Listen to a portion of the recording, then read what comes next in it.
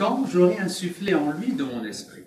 C'est-à-dire que, donc, à l'origine de l'homme, lors de la création de l'homme, il y a quelque chose de particulier en lui qui a été insufflé de la part d'Allah Ta'ala lui-même. Parce qu'Allah dit « min ruhi » de mon esprit dans cette créature, tombée donc prosternée devant lui. Donc Adam a une partie physique qui est symbolisée par l'argile, et puis une partie spirituelle qui est une lumière qui vient d'Allah lui-même. Et cette lumière donc, qui est présente du coup dans les descendants d'Adam, que nous sommes tous, cette lumière de l'esprit divin qui est insufflée en Adam, on la possède tous. On la possède tous, mais à des degrés d'éveil qui sont divers. C'est-à-dire que cette lumière, elle peut être complètement enfouie en nous, comme elle peut s'éveiller et rayonner.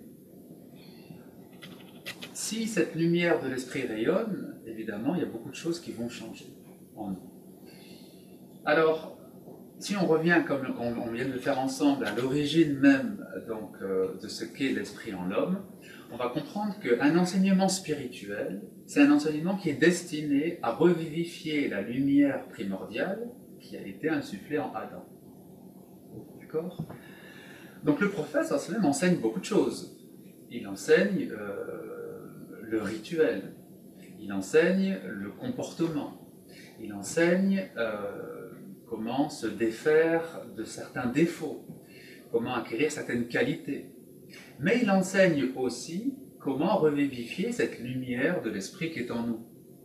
Et donc, si on veut qualifier les enseignements spirituels du prophète au sens précis comme on vient de le faire, donc ce sera les hadiths qui nous montrent comment revivifier en nous cette lumière primordiale qui est insufflée en Adam.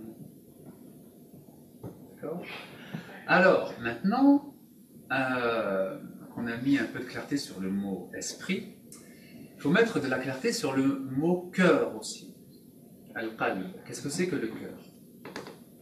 Encore une fois, pour beaucoup de gens, l'âme, le cœur, l'esprit, c'est pareil. C'est tout ce qui est non visible, c'est toute la partie non corporelle. Non, ce n'est pas la même chose, ce sont des termes bien précis. On reviendra à l'âme plus tard, pour l'instant on va parler du cœur. Le mot cœur en arabe vient de la racine qaf, lam, ba, qui a le sens qui a deux sens. Qui a le sens d'abord de retournement. Al-taqallub, c'est le fait de se retourner.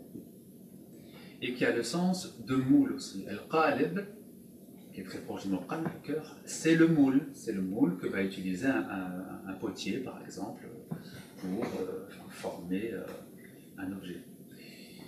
Le cœur, il a deux caractéristiques donc, qui viennent de l'étymologie. C'est d'abord qu'il se retourne très facilement, il est très changeant. Et on verra des hadiths sur le cœur où le prophète nous parle de la nature du cœur. Il nous dit que le cœur se retourne quasiment constamment, de manière quasiment perpétuelle. Et il se retourne plus facilement que les feuilles d'un arbre qui sont balancées par le vent. Lorsque le vent souffle et que les feuilles d'un arbre bougent, elles montrent successivement une face et l'autre, une face et l'autre. Eh bien, le cœur change plus rapidement encore. On pense être le même à travers toute la journée, en fait, non. Il y a des moments de la journée où notre cœur est ouvert. Et puis, il peut très bien être fermé un quart d'heure après. Il y a des moments de la journée où notre cœur est réceptif. Il peut très bien être fermé quelque temps après. Et d'ailleurs, vous avez peut-être, vous, fait cette expérience, pas sur vous-même, parce que c'est pas toujours facile de se voir soi-même, de voir son propre cœur, mais sur d'autres personnes.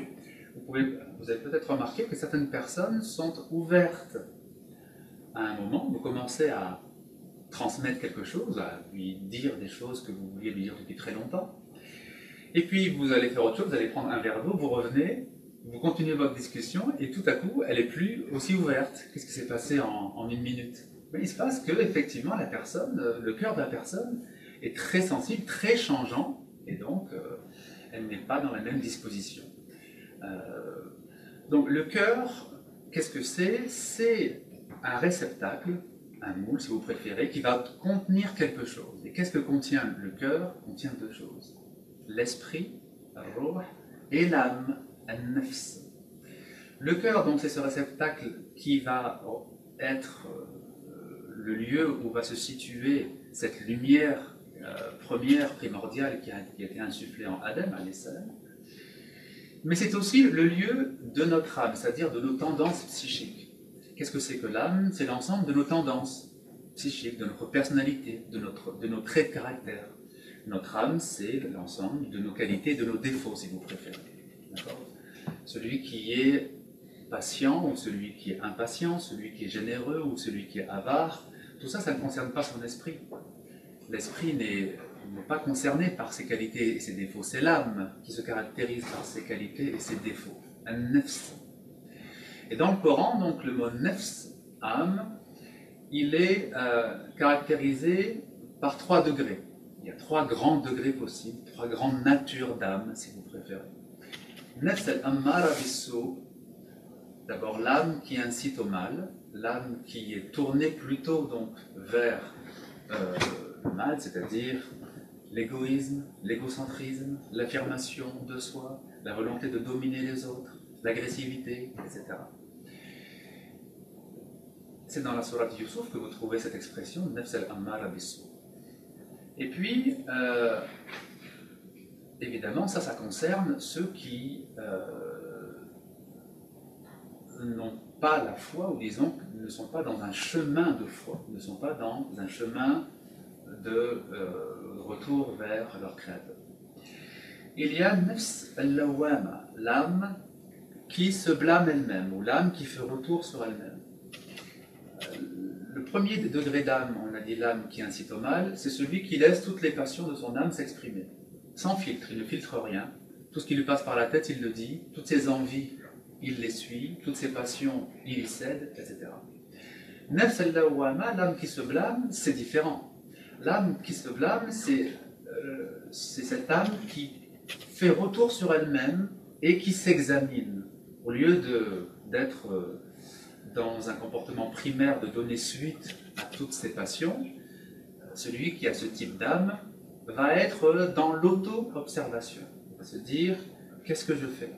Est-ce que c'est bien? Est-ce que c'est mal?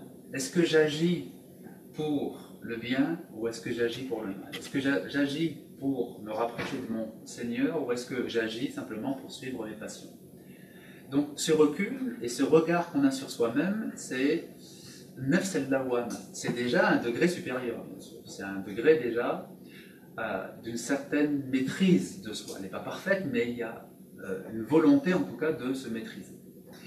Et puis il y a un dernier degré, ou le degré suprême, qui est évoqué à la fin de la sourate al-Fajr, et qui est appelé dans le Coran Nafs al-mutma'inna, l'âme apaisée. Cette âme apaisée, c'est elle qui est invitée à entrer au paradis. Lorsque, à la fin de la sourate, vous avez donc cette invitation de la part d'Allah Ta'ala, il invite l'âme apaisée à entrer parmi les gens du paradis, parmi ses serviteurs. Autrement dit, celui dont l'âme n'est pas apaisée risque de ne pas être invité à entrer au paradis. C'est ça que veut dire la fin de la sourate al-Fajr. Celui dont l'âme est indisciplinée, celui dont l'âme est incontrôlée, celui dont l'âme est soumise aux passions, risque de se voir fermer la porte du paradis. Puisque, précisément, la sourate Fajr précise que c'est l'âme apaisée qui entre au paradis. Donc l'âme qui a atteint à cette sérénité, à cette paix intérieure, qui a fait la clarté en elle-même.